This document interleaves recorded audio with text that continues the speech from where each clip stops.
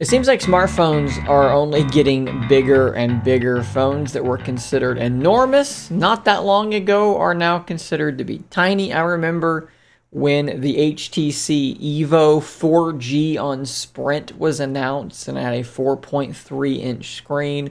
And everybody was like, what on earth would you need that big of a screen for in your pocket? This is insanity. Well, now, of course, a 4.3-inch screen would be considered to be ridiculously small, like a novelty phone at this point.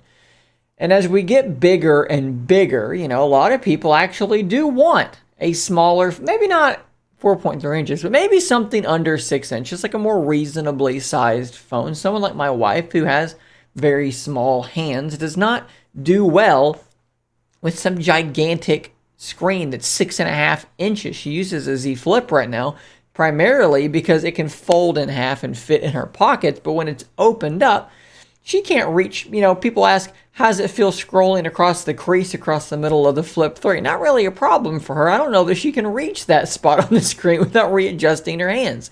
That screen is absolutely massive. A lot of people, I would think, would want a smaller phone. Maybe not, though, because Apple had the iPhone mini and it is already going the way of the dodo. But if you're a Pixel fan, there may be reason to think that a mini Pixel 7 may be in the works. Let's look at Twitter here where I kind of organized these thoughts. This was snipped from Weibo, which is a Chinese social media website. Digital Chat Station is like a big source of tech leaks, and he posts on Weibo a lot. This is translated from Chinese to English, so we're going to have to kind of like retranslate it as we're going a bit. Google polished a small screen flagship machine codenamed, I'm going to go with Nyla. I'm going to go with Nyla. Now, what do they mean Google polished? Well, I'm assuming that they mean they've made it to like a full extent, like it's a polished device at this point. This isn't a concept. This is a polished small screen flagship machine with a centered single hole straight screen. So again, we're talking about a phone with a hole punch in the middle and a flat screen, so not curved on the edges. Family style rear design. Now what they mean there is that it's got the same design as the other Pixel devices. It's got the visor across the back. Small screen phones feel popular overseas. That's an important thing to talk about. The Apple iPhone mini has been canceled, but where does Apple sell most of their phones? In North America, where mini phones aren't as popular.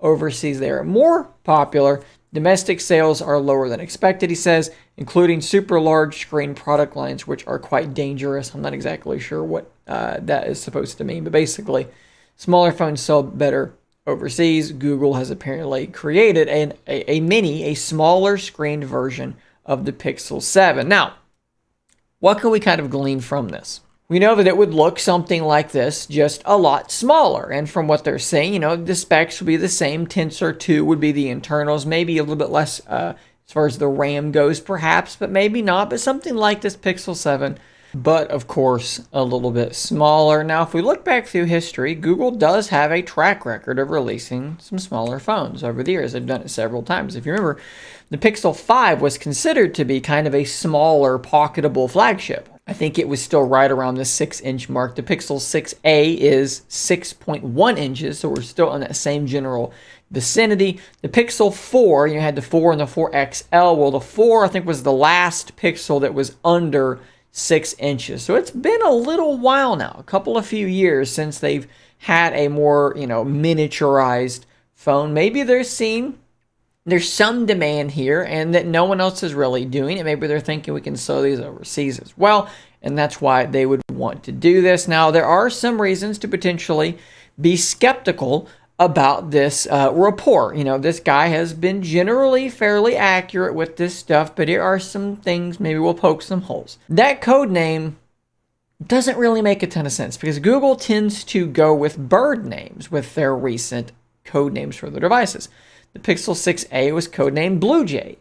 What we think is the Google Notepad, their upcoming foldable, is called Pipit. They're all bird names, okay? And so this is not a bird that I'm aware of. I don't know of a bird with this name, so that is a little bit odd as well, but just, maybe take that with a grain of salt. And then to flip things on the other side, maybe they're making a small phone because no one else is, but also you got to think, There's a reason why these companies aren't making small phones anymore. Everybody's going bigger and bigger because the demand just really isn't all that strong anymore. So that might also lead you to think, well, maybe they wouldn't do this. Maybe they would, maybe they wouldn't. Depends on if your glass is half full or if your glass is half empty, kind of how you're seeing the situation. But yeah, that's pretty much the state of this rumor. What I would love to hear from you fine folk is whether or not you'd be interested in a miniaturized phone. Have you lamented the demise of the smaller smartphone? Are you someone like my wife that might hear a smaller Pixel with modern features coming and think, wow, that might be a phone that I'm going to actually want to buy? Let me know in the comments down below. If you are new here, as always, don't forget to hit that subscribe button on your way out so that you don't miss any more content just like this. And until next time, stay nerdy, my friend.